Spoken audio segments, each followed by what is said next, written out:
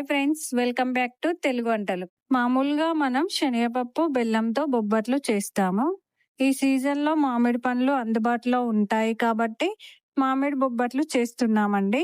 చేసే విధానాన్ని ఈ వీడియోలో చూద్దాం. ముందుగా ఒక బౌల్ తీసుకొని దాంట్లోకి 2 కప్పుల గోధుమ పిండిని వేసుకోవాలి. నేను కలర్ కోసం కొంచెం పసుపు వేసుకుంటున్నానండి. మీకు వద్దంటే స్కిప్ చేయండి. ఇప్పుడు ఈ మిశ్రమాన్ని బాగా కలిసేలా కలుపుకోవాలి. తర్వాత ఈ మిశ్రమాన్ని కొంచెం కొంచెం నీళ్లు పోసుకుంటూ నేను చూపించిన విధంగా మెత్తగా ముద్దలాగా చేసుకోవాలి. ఇప్పుడు కలుపుకున్న పిండిలో ఆయిల్ పోసుకొని బాగా కలుపుకోవాలి. ఎందుకంటే పిండి సాఫ్ట్ గా అతుక్కోకుండా ఉంటుంది. ఇప్పుడు ఈ పిండిని మూత పెట్టి అరగంట నాననివ్వాలి. ఇప్పుడు ఒక కప్పులోకి కట్ చేసుకున్న పచ్చి కొబ్బరి ముక్కలను తీసుకోవాలి. ఇప్పుడు వీటిని గ్రైండ్ చేసుకోవడానికి ఒక మిక్సీ జార్ ని తీసుకొని ఈ కొబ్బరి ముక్కలను వేసుకోవాలి. దీన్ని మెత్తగా నేను చూపించిన విధంగా గ్రైండ్ చేసి కప్పులో పక్కకు తీసుకోవాలి. ఇప్పుడు ఒక ప్లేట్ లోకి మామిడి పండ్లను తీసుకోవాలి. మామిడి పండ్ల పొట్టు చెక్కు తీసుకొని పక్కకు పెట్టాలి. ఇప్పుడు మామిడి పండ్లను నేను చూపిస్తున్న విధంగా చిన్న చిన్న ముక్కలుగా కట్ చేసుకోవాలి. ఒక మిక్సీ జార్ తీసుకొని మనం ముందుగా కట్ చేసుకున్న మామిడి ముక్కలను వేసి గ్రైండ్ చేసుకోవాలి. మనం గ్రైండ్ చేసుకున్న మామిడి గుజ్జు ఇలా మెత్తగా ఈ కన్సిస్టెన్సీలో ఉండాలి. ఇప్పుడు స్టవ్ వెలిగించి బాండీ పెట్టుకోవాలి. దాంట్లో కావలసినంత నెయ్యి వేసుకోవాలి. నెయ్యి వేడైన తర్వాత మనం ముందుగా గ్రైండ్ చేసుకున్న కొబ్బరి వేసి బ్రౌన్ కలర్ వచ్చేంత వరకు వేయించుకోవాలి. ఇప్పుడు దాంట్లో ఒక కప్పు చక్కెర వేసి బాగా కలుపుకోవాలి. తర్వాత మనం ముందుగా గ్రైండ్ చేసి పెట్టుకున్న మామిడి గుజ్జును వేసి కలుపుకోవాలి.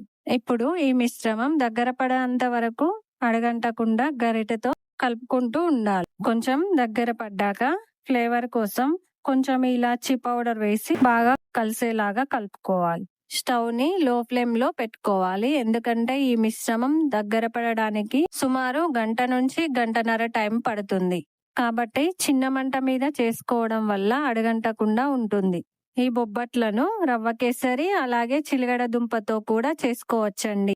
ఈ రెసిపీస్ రాబోయే వీడియోలలో కావాలంటే ఈ వీడియో కింద కామెంట్ చేయండి. ఖచ్చితంగా పెట్టడానికి ట్రై చేస్తానండి.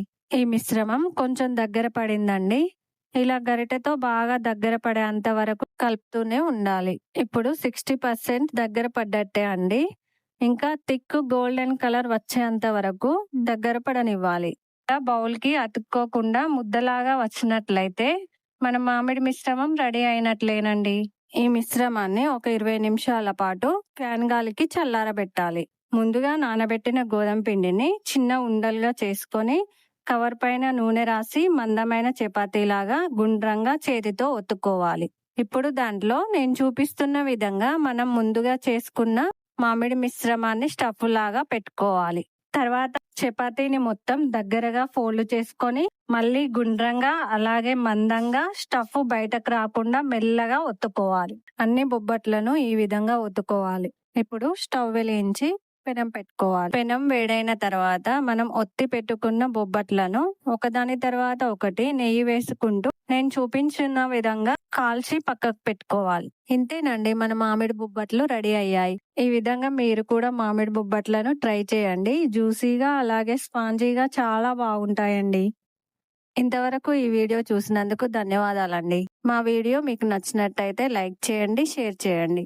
మరిన్ని వీడియోల కోసం మా ఛానల్ ని సబ్స్క్రైబ్ చేసుకోండి.